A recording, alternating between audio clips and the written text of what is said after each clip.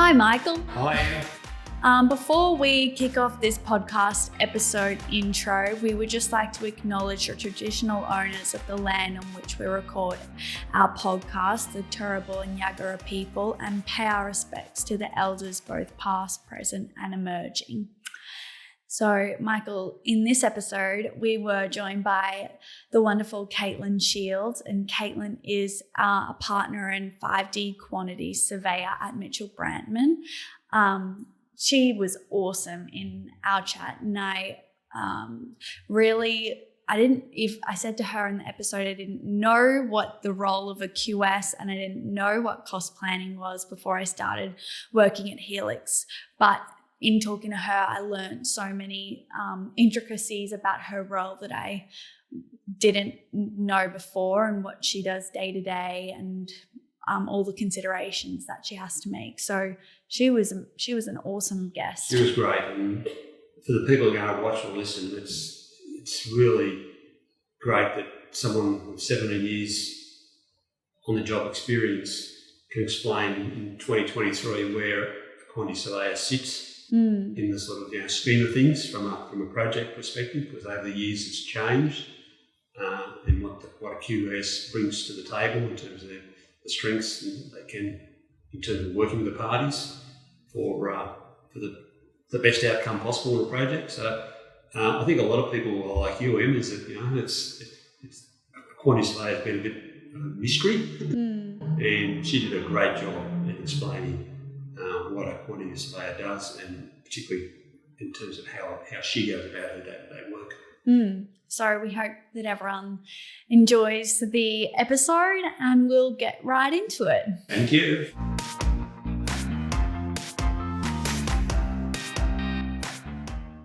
Hi, Caitlin. Hello, how's it going? Very well, thank you. Hi, Michael. Hi, Em. Hi, Caitlin. Thank you for coming on our podcast. So we start all of our episodes by having our guest introduce themselves and what they do. So do you want to take it away, Caitlin? Sure. My name's Caitlin Shields. I'm a partner and cost planner at Mitchell Brandtman Quantity Surveyors. So we're a private quantity surveying firm. We have offices nationally, but our main ones are in Brisbane, Sydney, Melbourne. I have been with Mitchell Brandtman for 17 years now. And so I've worked my way up from cadet through to QS, senior QS associate, and now recently made partner. So pretty exciting times. And in the time I've been doing that, Mitchell Brandtman offers multiple quantity surveying services. So cost planning, financier QS services, asset management, and expert opinion. So I've done a few of those, but my main primary focus at this point is cost planning. I didn't even know what a quantity surveyor was before I started working at Helix. That's fine, my family still don't know what I do. How did you... It's best they don't know. Exactly. How did you find your way to Mitchell Brandtman and your university degree? Yeah, sure. It was by accident. I love the construction industry. I've always shown an interest in that. But when faced with, do you want to be a builder? I was a bit like, I'm not very strong. I don't want to be out in the heat all day. My uncle actually kind of guided me. He works in a subcontracting firm, and he said, you're good at maths. Do you know that estimators or quantity surveyors exist? And I said, no, being a young high school chick, had no idea. And we just Googled quantity surveying. One of the first responses that came up was Mitchell Brandtman Quantity Surveyors.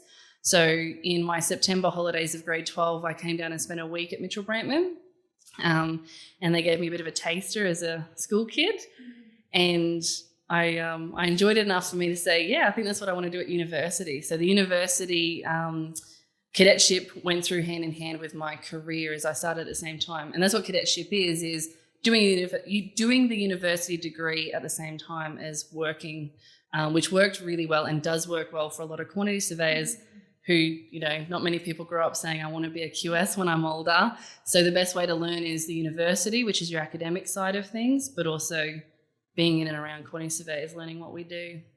So your high school got it sort of right in terms of giving you an opportunity to figure out or give you an idea as to where you want to go?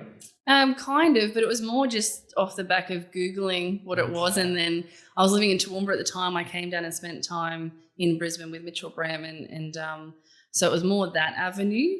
And that's something that I think quantity surveyors generally struggle with, actually identifying what we are to even let schools know that this exists as a profession, and trying to kind of go back to that avenue. It's no use convincing uni students to be a QS. They've kind of already forged their path. It's really identifying this is a career, and a good career that I think. I've been doing it for 17 years, so. Wow. And so day to day in your role, what does that look like? Yeah. So I can play this for my family who don't know what quantity surveying is. We'll make this into the This is Christmas present. Yeah, exactly. So my day-to-day is, the way I briefly explain quantity surveying to those that really aren't familiar with us day-to-day is, I like to refer to us as the referee in the building game. If there's a developer that wants to build something, there's contractors that want to do the building, we're the in-between piece. So for the cost planning in particular, which is my day-to-day at the moment, it's really saying a developer wants to build something, how much should it cost, reasonably speaking, rather than shopping around with contractors who are busy doing their own thing. We get to them at tender time, but until that point, we help with setting the budgets early on. In the other services that I mentioned that Mitchell Brandtman do offer, we come into play in different avenues. During construction, then we're looking at progress assessments. So if an assessment is claimed or progress is claimed by a contractor, we're the ones that can go out and assess that on behalf of the bank or the developer. So again, it's that kind of middle piece, the referee, as I like to call it, in the development game. And so if in cost planning, who's engaging you most of the time? Is it the developer engaging you?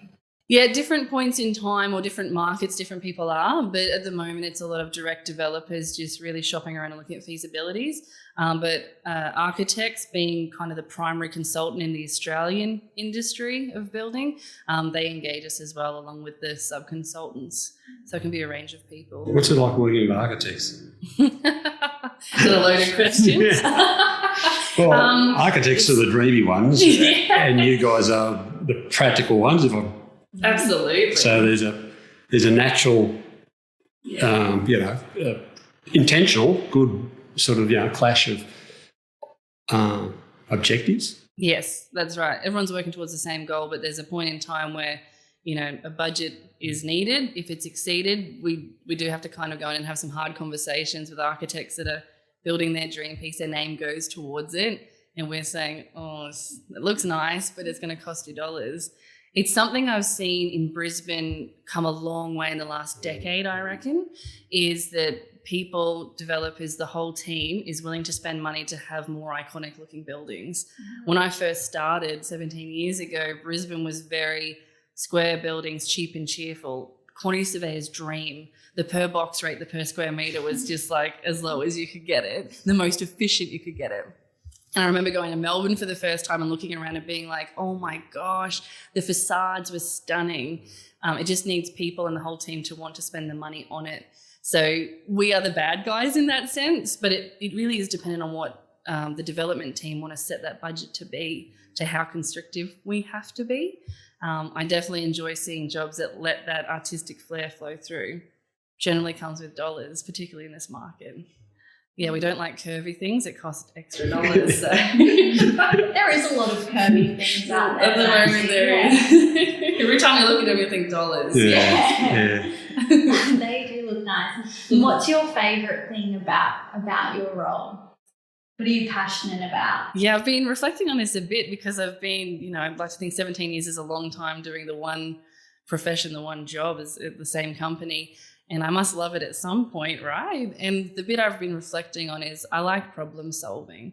And I guess that's where I get my biggest joy out of is, it starts at a foundational level. I've always been interested in the construction industry. So I've always been curious about how things are put together. So I love that. And then I guess what keeps me coming back is not every job is the same. Super cliche, but super true, that I like the problem solving. And the market that we're in now is particularly, it's full of that, right? There's not one job where you can just say, use a textbook rate for anything. It's really problem solving and making a job work. We've got to work a bit harder for it, but there's good reward in that, I think. So in that sense, are you going back and forth with the client on the project to find if certain aspect is overpriced, you sub something out or figure it out elsewhere? Yeah. Oh, that's fun. Yeah, it is. And it gets more and more collaborative with the contracting team. It's not a full us versus them situation. So the best outcomes that can happen from that is when all parties are involved. And that's where I like to think we fit into that puzzle, is back to that referee thing, is just guiding that a little bit and having the rules of engagement about how the contractor can add a wealth of information about constructability in there as well. But we can help manage that budget along the way. Over the 17 years, have you found the discussions moving further forward in the process? Sort of more, is there an appetite to bring everybody together early in the project to have the discussions, or are you still finding that it's sort of back-ended to a certain extent? Depends on so many things, but more and more so, yes. And it's something we've been pushing for a long time in terms of ECI's early contractor involvement of, we've been pushing this hard, is like they can bring a lot to the table in terms of constructability. We also are careful that you don't want to waste the contractor's time in shopping around on a job that's kind of too far in the future, particularly in this market. So it's a fine balance of when to involve people at the right time. But certainly there's that, there's more and more openness to having people at the party that are going to be there and add value where they need to. So, yeah. You jumped ahead, Michael. Sorry. On our rough road now.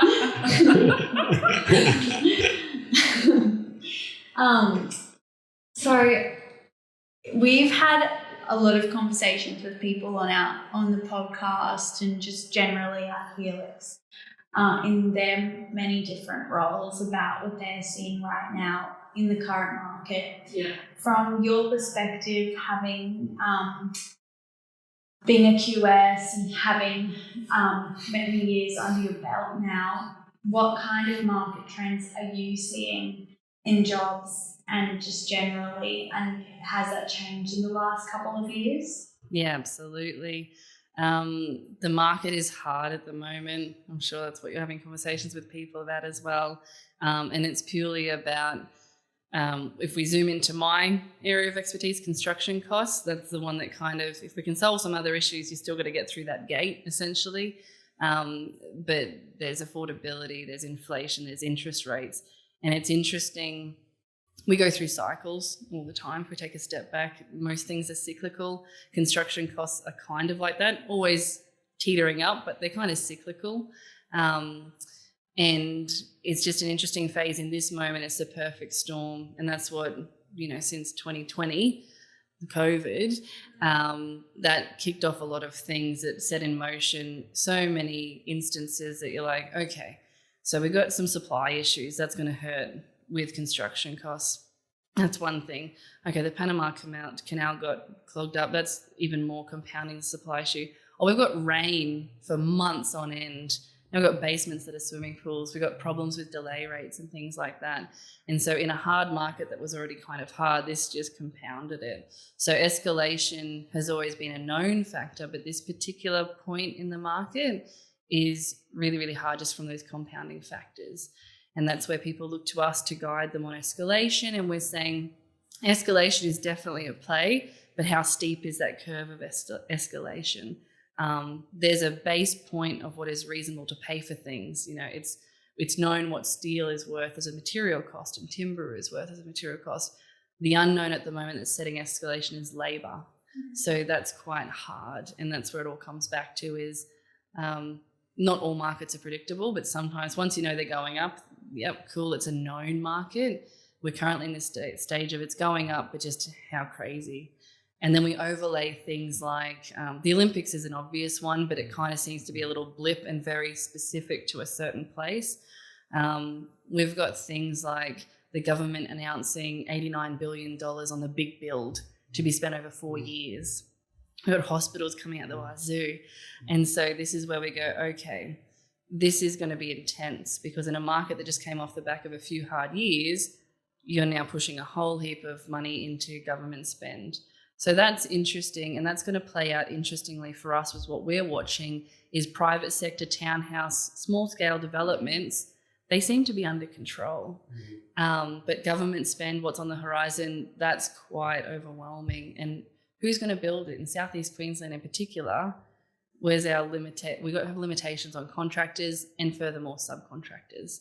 So I don't know. I was doing some research last day or so, and one of the issues that's hanging over the industry in terms of the pipeline forward, particularly infrastructure, is the government, or the Commonwealth government's got this review of the $120 billion, which is just hanging out there. The report's been, as I understand it, been given to the minister. The minister's consulting with state government. So reading between the lines, there's definitely going to be some jobs, some projects that are going to go, and others that are even commenced are going to be trimmed.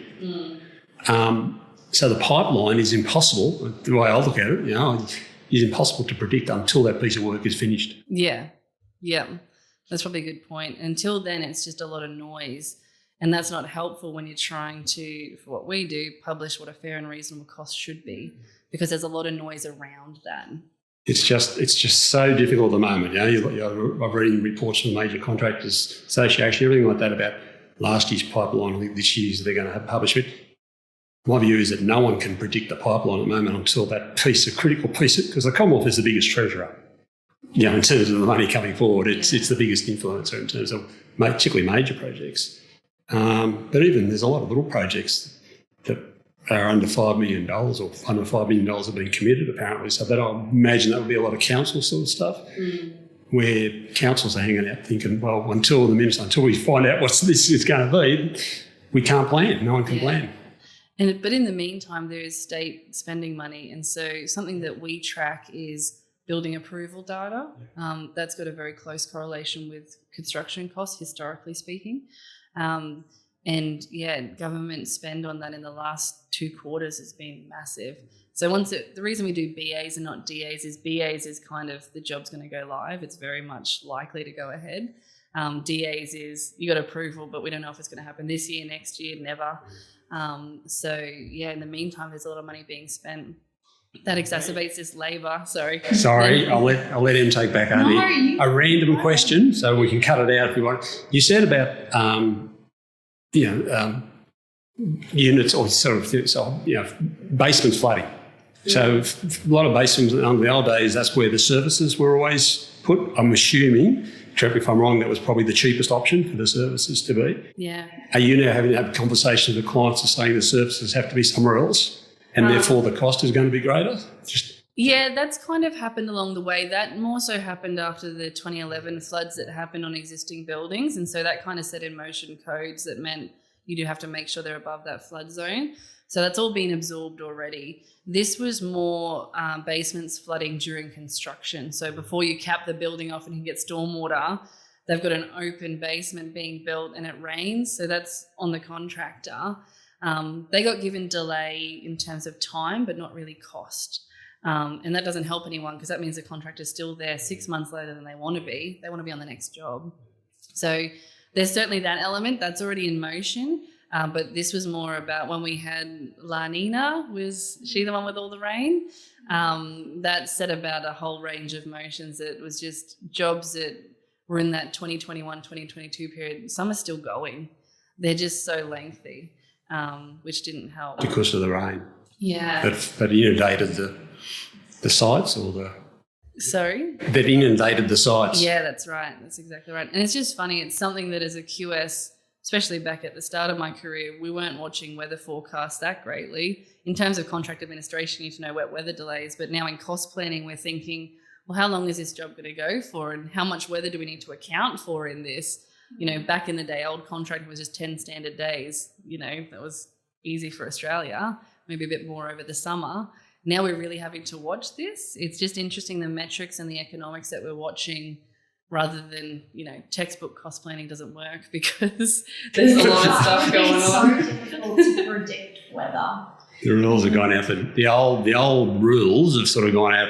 I heard of a fire chief the other day saying that the fire season these days are 100 days longer than what it used to be a decade ago. Yeah, there you go. So that was just, you think of that, how that pans out in terms of just, that's how great the change has happened. So 100 days, that's a lot of, you're pushing into different parts of the year that would never before traditionally fire season. So I know it's got nothing to do with the buildability, or it has something, just because, those obviously fires and can cause all sorts of issues associated with delays.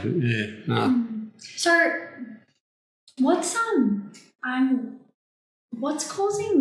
driving increase in labour?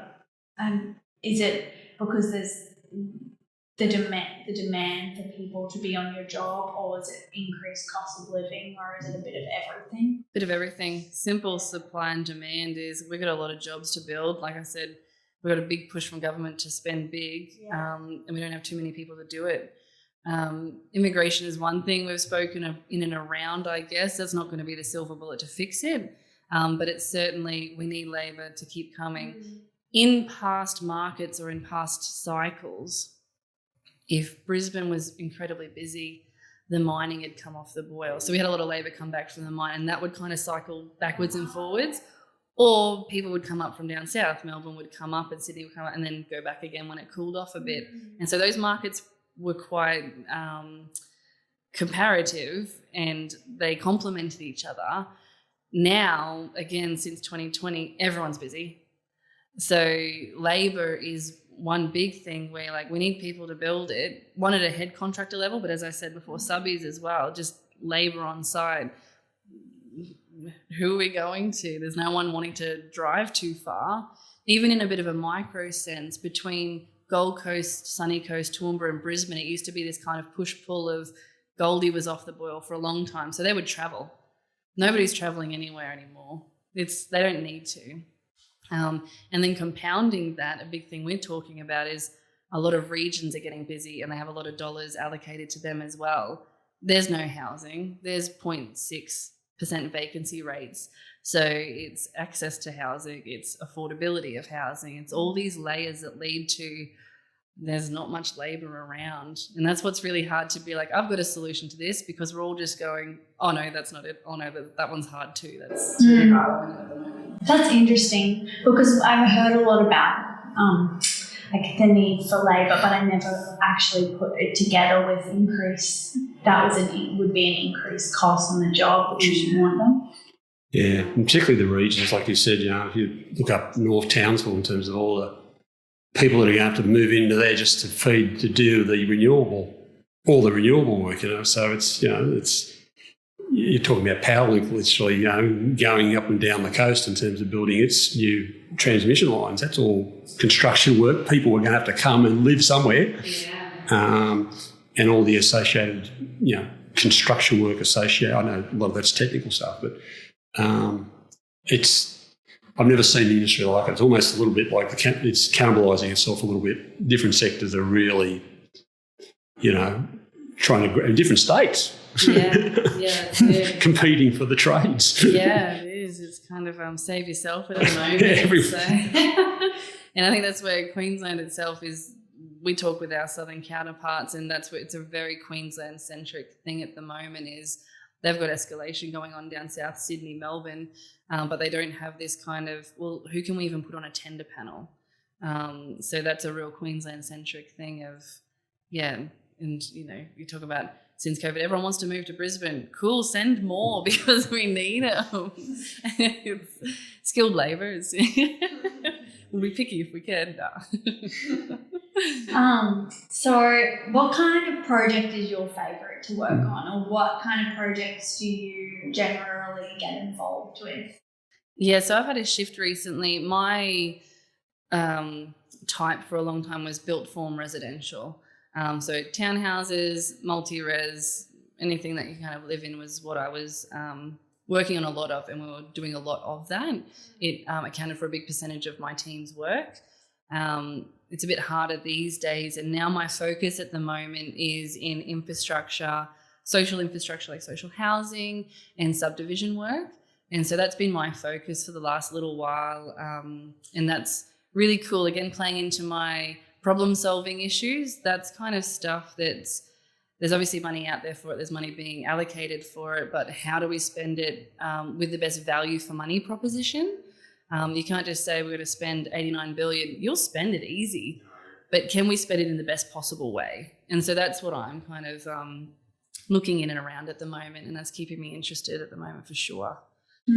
What areas particularly are you seeing some nuanced sort of stuff that you wanted to follow up in terms of the social housing options? Is there new stuff coming to the table that is it going up? Is it what's... It's a bit of everything, and that's playing into my kind of problem solving bit that I really love. Is we've got to think differently to the age-old adage of just shove in as many boxes as you can, because people aren't accepting that these days. People want amenity. There's been enough samples shown, like if we say Brisbane in particular, where you live, you can live in a fairly basic unit, but you need to have your amenity up on the rooftop or somewhere. You need to have space to grow and stretch out and things like that.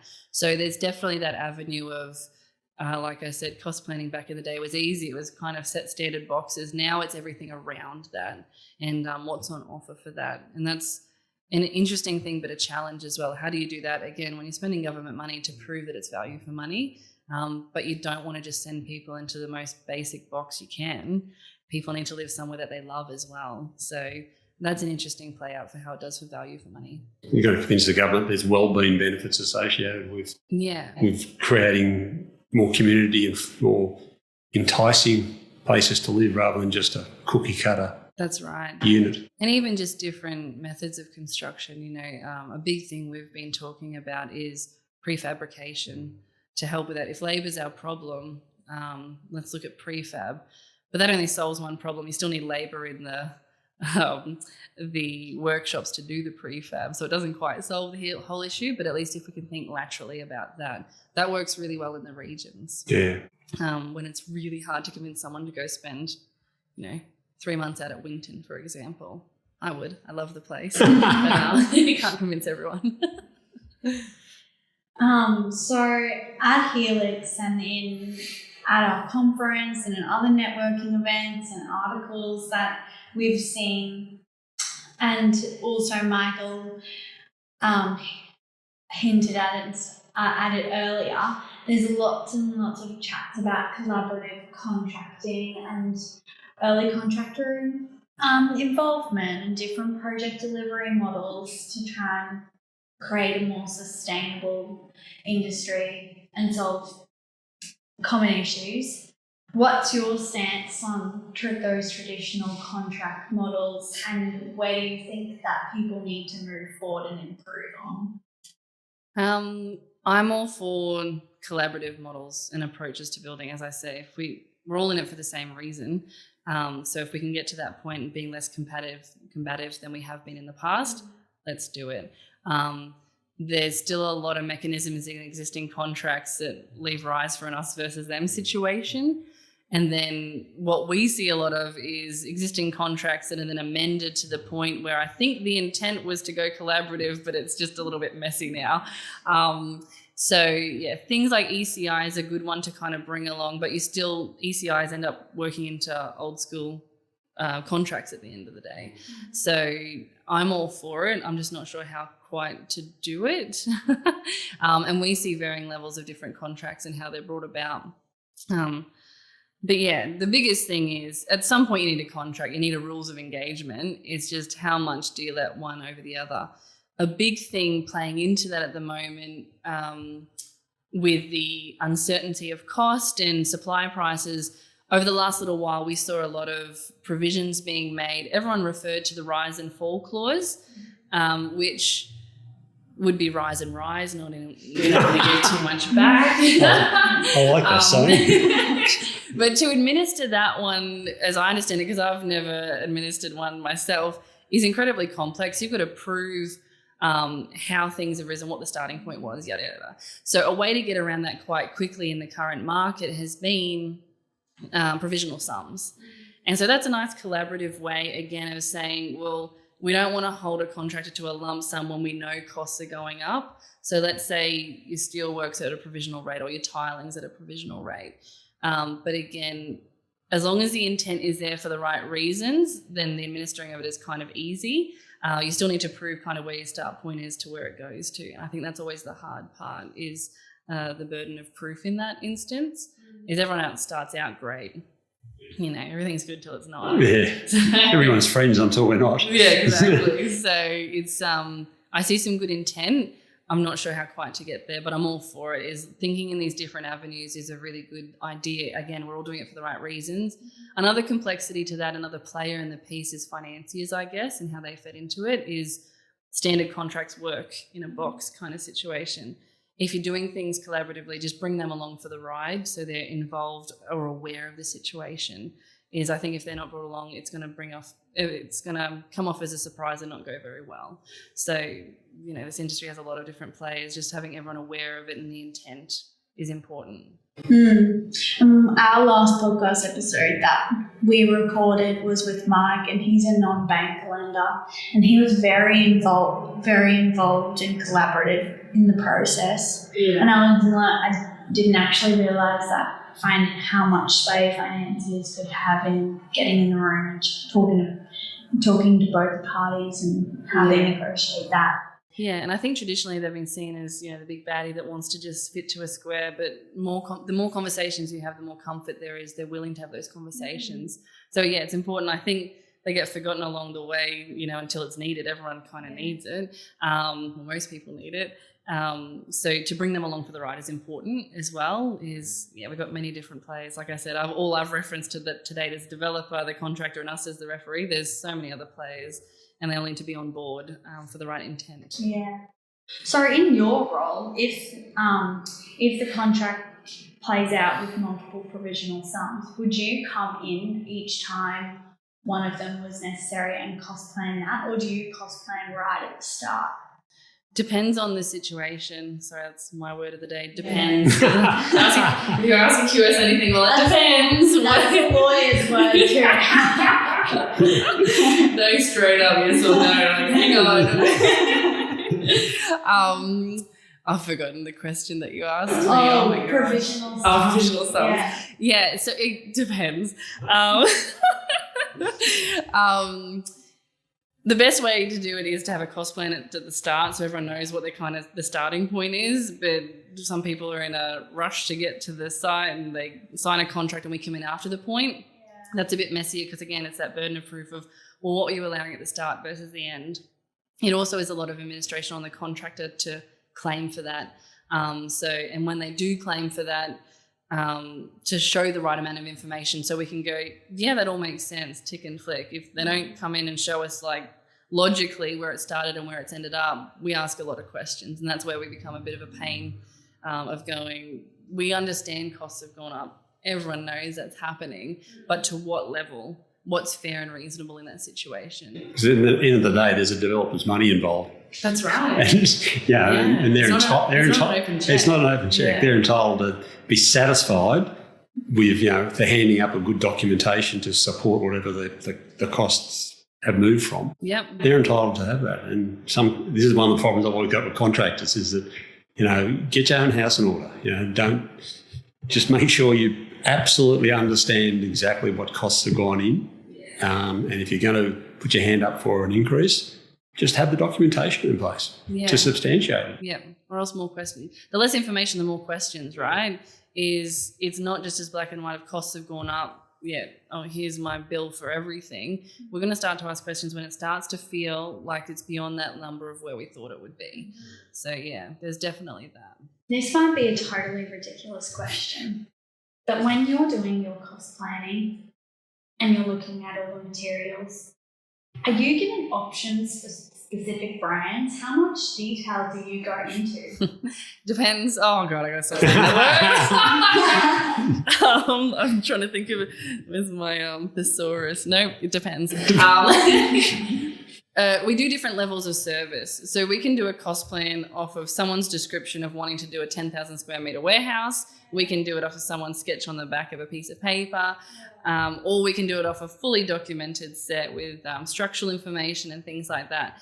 So what you're talking about when we're doing specific materiality is a detailed estimate, and we certainly do that where we measure the different types of, easiest one would be floor finishes. So we're measuring the carpet or the tiles or the timber, and then we can optioneer it and say, yeah, if you've got budget issues or even just shopping around for what type of product in the look and feel, who you're pitching it to, we can swap that out in terms of the cost allowed for that item. So you can go in at different service offerings. Yeah.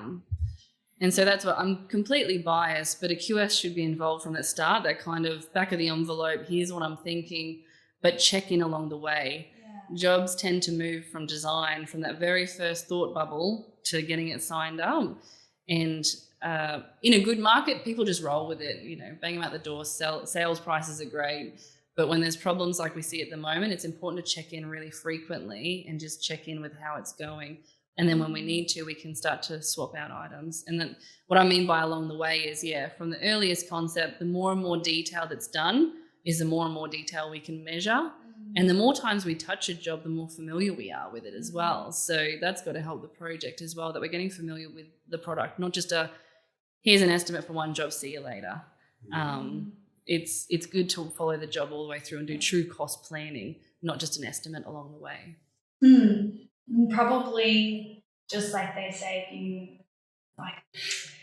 if you get a lawyer up front and spend money having a good contract and then keep touch base the whole time, it can avoid disputes down the back. That's probably same goes for you then. Yeah, completely similar. The value proposition is hard in Australia particularly, to say, spend money on us along the way.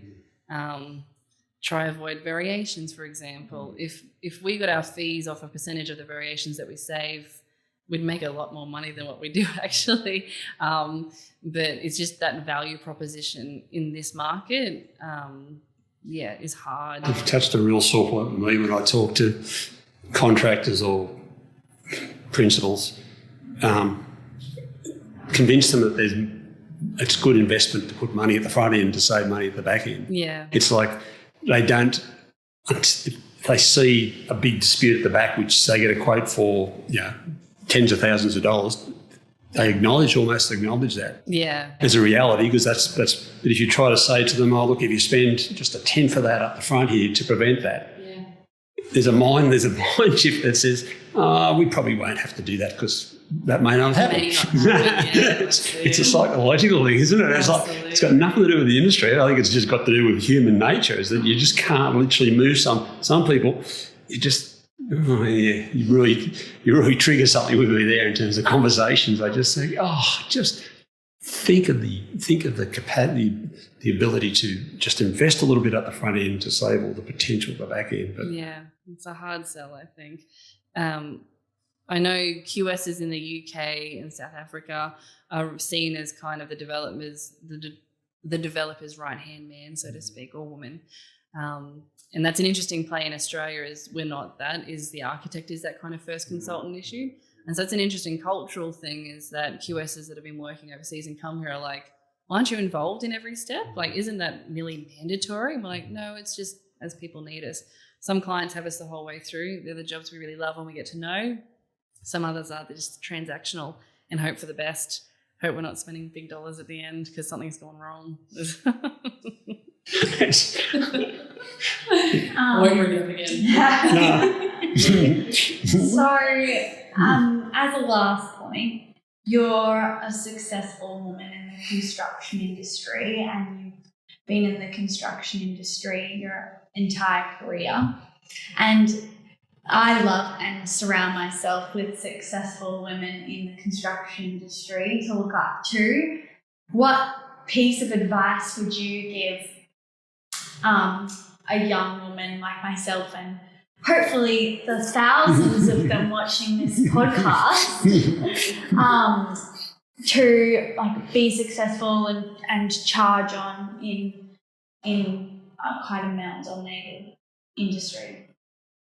I think it would be just give it a go. If you're following something you love and you're passionate about, doesn't matter which gender you are, just go for it. We're given many opportunities these days, I think, where there's still hard paths to forge, certainly in some trades particularly, but I've not found too many obstacles along the way if I just give it an honest go, So yeah, that's probably too simplified for you, but I've also been lucky in the company I work for. There's always been, when I first started out 17 years ago, there was a newly appointed female director, and I think one of the first female QS directors in Australia. And so I've never had this barrier to be like, that could never be me, because I've always had someone like that.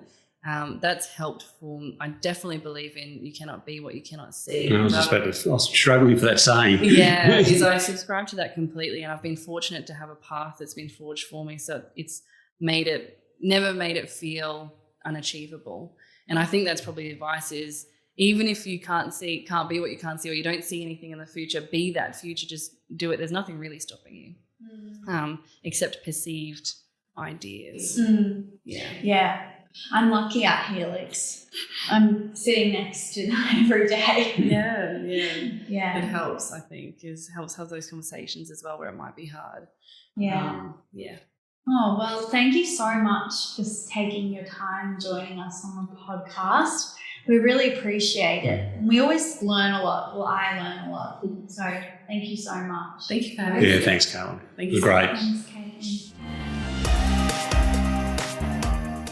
I hope you enjoyed the podcast today. The information we discussed today was just that, information only. It is not specific advice. If you take action following something you heard today, it is important to make sure you get professional advice about your unique situation before you proceed, whether that advice be legal, financial, accounting, medical or other advice. Please reach out to the Helix team if you have any questions or if there's another topic you'd like to explore.